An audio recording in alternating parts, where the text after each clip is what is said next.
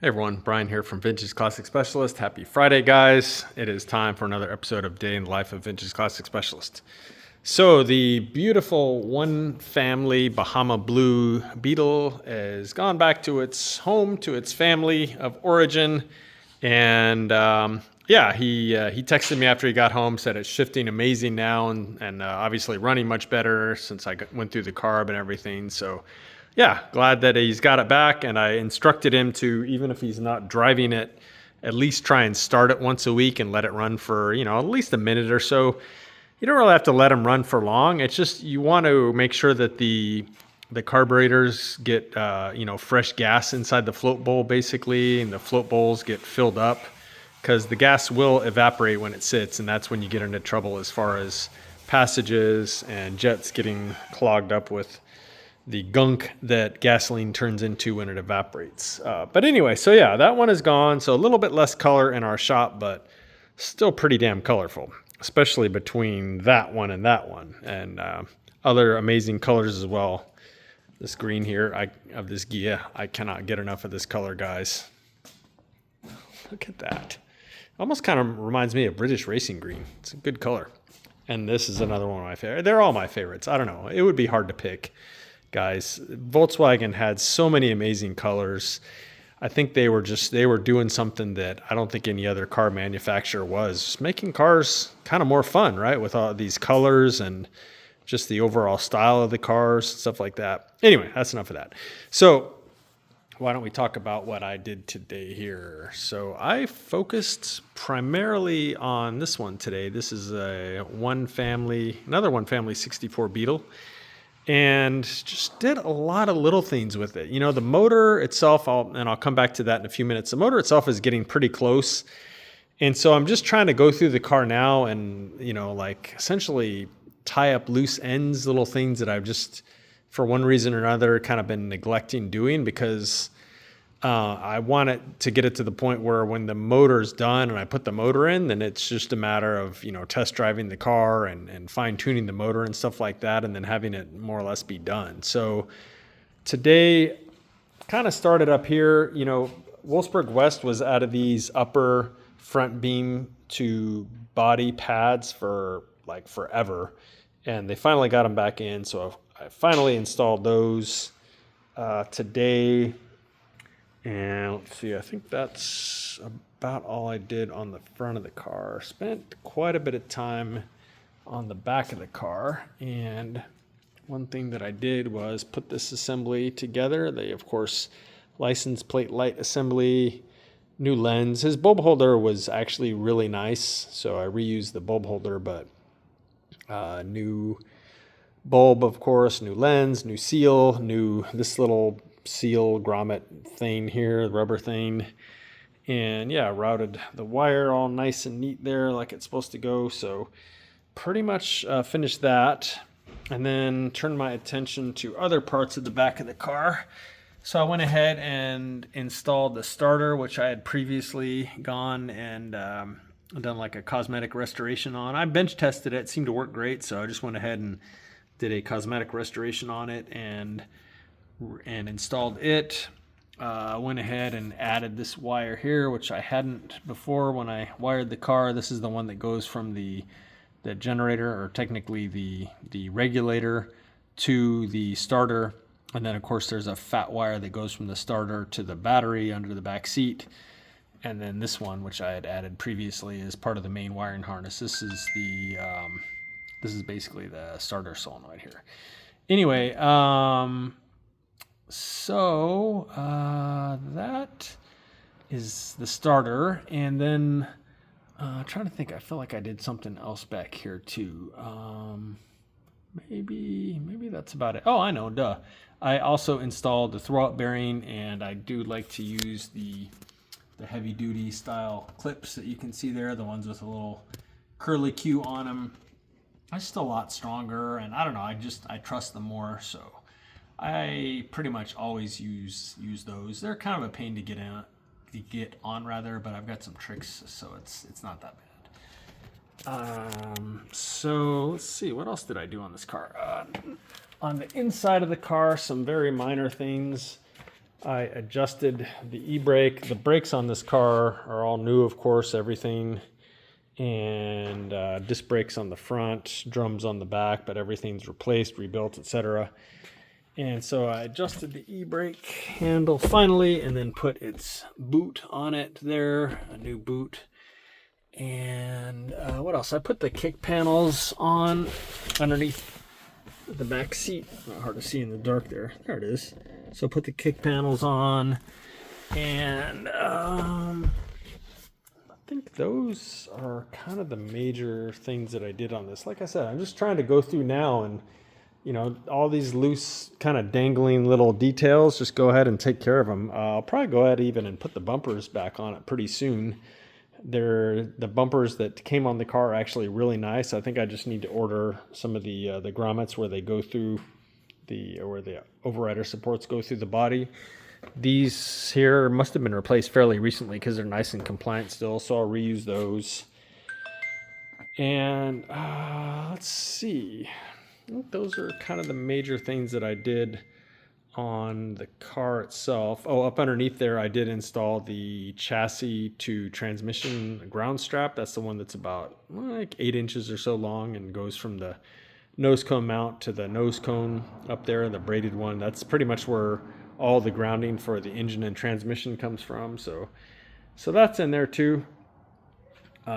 Okay, so the big thing that I did today, at least as far as being a milestone, I suppose, is I did the cam break in on the motor, guys, and it went so well.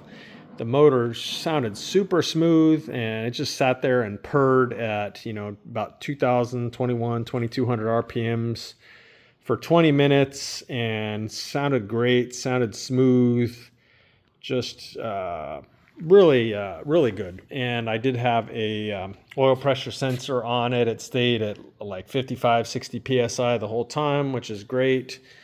Yeah, that's it, guys. So I guess I will not be in this weekend because I'm going to be in San Diego. My mom is getting discharged from the rehab place that she's been in. So there will not be, by the way, an episode this weekend of the show.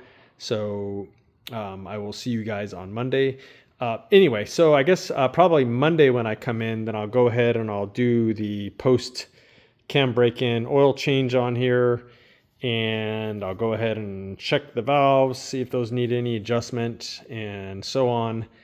And then at that point, I'm probably going to start thinking about taking this thing over to Roth Vintage and strapping it on his dyno, because that would be pretty cool to see what this little thing makes. And again, it's kind of a Frankenstein of a motor. So the case is actually the numbers matching 40 horse case to this car, and then it has a counterweighted 74 millimeter crank.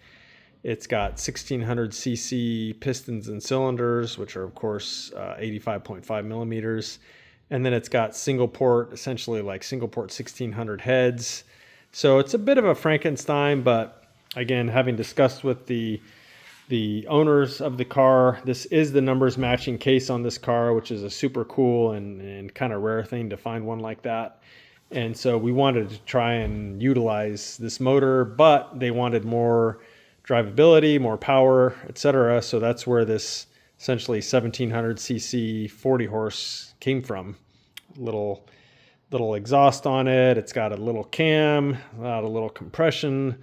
Got these dual cadrons, which I'm still waiting for the old school looking air cleaners. And then I kind of modified a fuel line from Wolfsburg West from their Okrasa carburetor kit, modified that to work with these and stuff like that. So yeah, lots of cool little details going on here. I'm still waiting on the cast iron 019 distributor for it. This is just kind of a 009 is like a placeholder so I could run it and do the cam break-in and stuff. But yeah, this motor is pretty much ready to strap on the dyno now after I do the oil change and valve adjustment. So that is kind of the next big thing. And then assuming that all goes well, it's going to be time to stab this thing in the car. Unfortunately, it's a little bit of a pain in the butt with dual carburetors because this all sticks out too far to get the motor up into the engine bay with it on. So pretty much you end up pulling the entire intake, so both carburetors and both manifolds, put the motor in, and then at that point you start bolting on manifolds and carburetors and so on. So it's not a huge deal, and it's much easier on a single port like this with a relatively small skinny manifold compared to like on my red car, for example, with big IDA carburetors and manifolds and stuff like that. Although on that car the apron is removable, so that motor pretty much goes in this way with the manifold still on, but that's kind of irrelevant here. So yeah, anyway, once it's dynoed, we'll pull the intake off, and it'll be time to put it in this baby. And so yeah, hopefully I can kind of keep the momentum going here, and I don't know, get this thing back on the road where it belongs, and get this this family reunited with their car and let them start enjoying this thing and their newfound power and drivability and disc brakes and all that good stuff. New interior. We pretty much did everything on this car except a paint job, and the paint we did do color sand and buff on it, and it looks amazing. So that is that, guys. Okay, let me go outside for a second and let's talk about the mini project that came in here today. Hold on. All right, guys, here we go. So this is what came in today. This is a 66 Deluxe sunroof bus here with 21 whole windows. So again, for anyone who's not super familiar with these as far as some of the terminology, you've probably heard 21 and 23 window buses. The difference being the earlier version is the 23 window, and they had windows basically like right here. That's what makes it 23 window, and that's earlier than this bus. So anyway, this bus came in for pretty much some of everything, guys.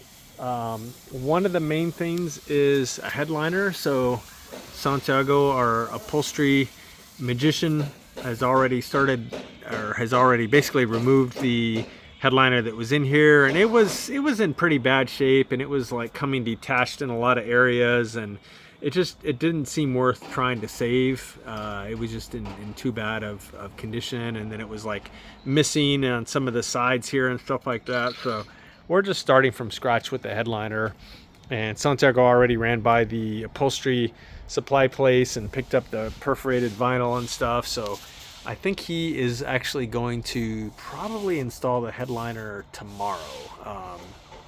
So that's one thing, headliner. Some other minor interior things is I think that his walkthrough section, so again the bus is a walkthrough, you know, it's just kind of like peeling off. It looks like somebody didn't use very high quality glue or not enough or something. So we'll reattach all this walkthrough rubber and stuff there like that. And the seats, it's kind of an interesting pattern.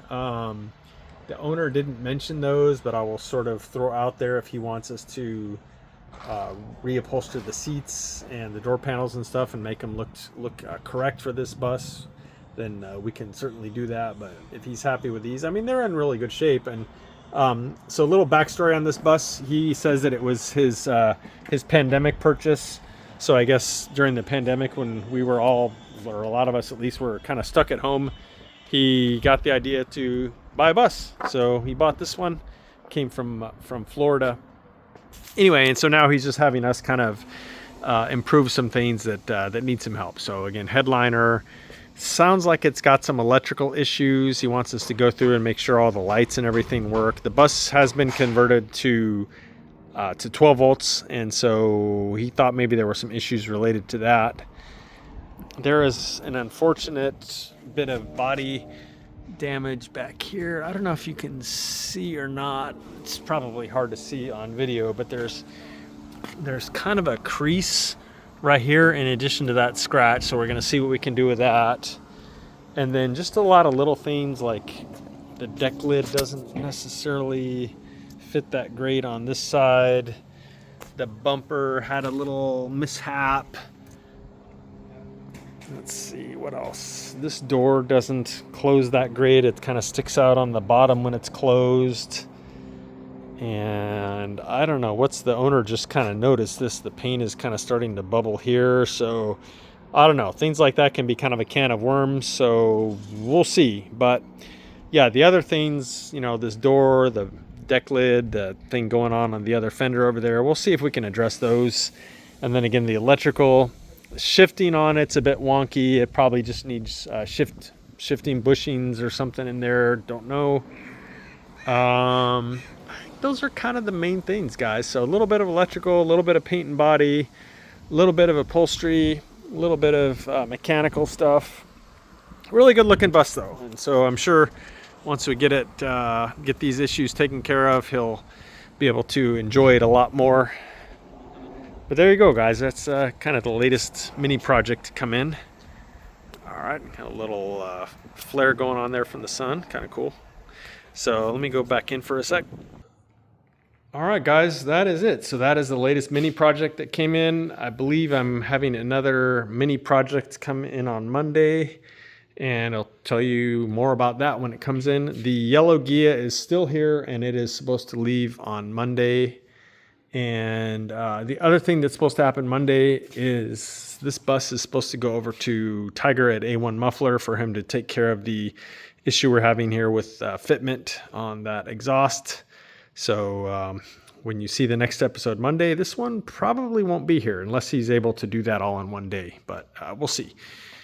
So guys, I believe that is it for this week. As I mentioned earlier, I will not be in this weekend because I will be in San Diego tending to some family business. So with that, thank you guys all very much for watching, and I guess we will see you again Monday.